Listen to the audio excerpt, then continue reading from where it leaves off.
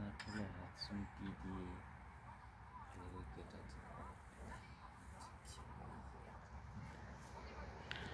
यो चाहिँ 2-3 रातसम्म बसेर माछा मार्छन्। यसरी क्याम्प टेन्ट लगाएर 10-12 वटा एकैचोटि बल्छी राखेर 2-3 रातसम्म यही जङ्गलमा बस्ने, यसरी माछा मार्ने। यहाँका मान्छेहरूले चाहिँ यसरी माछा मार्ने गर्दछन्।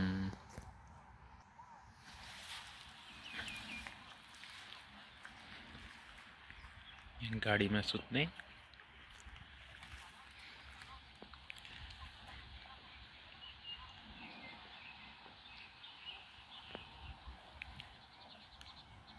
बेलुकाको 7-7:30 भएको छ। मौसम एकदम राम्रो छ। यहाँका चाहिँ पर एकजना यस्तै टेन्ट राखेर बसेछन् भने अर्को एकजना यसरी टेन्ट राखेर माछा मार्दैछन्।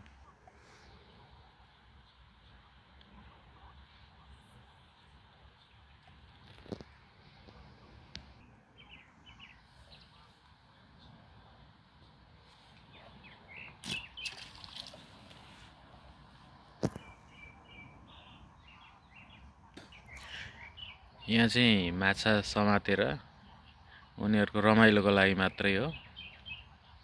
यो कुनै लगेर बेच्ने कतै व्यवसायको लागि उनीहरूले माछा समात्न आएका हैनन्।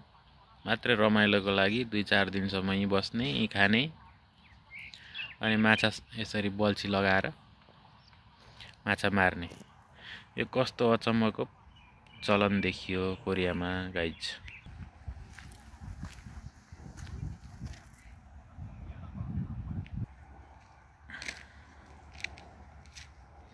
12-15 वटा बल्छी एकैचोटि राखिएको छ।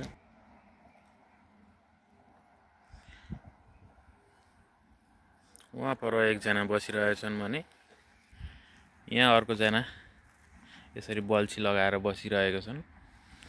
ओ पर अर्को एकजना टेन्टमा बसिरहेछन्। यो चाहिँ 3-4 रातसम्म यसरी दिउँसो राति नभनिकन माछा मार्ने चलन। यदि सबै बन्दोबस्तीको सामानहरू गाडीमा राखेर यसरी माछा मार्ने चलन रहेको छ। अर्को एकजना यता फेरि यस्तै टेन्ट बनाएर बसेका छन्।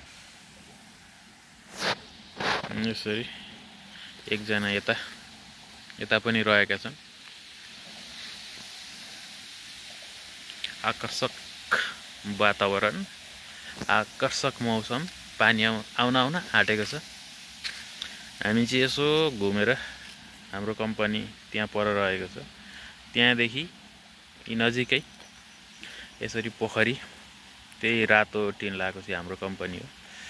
हेर्नलाई, माछा मारेको हेर्नलाई आएको छौँ हामी चाहिँ गाइज।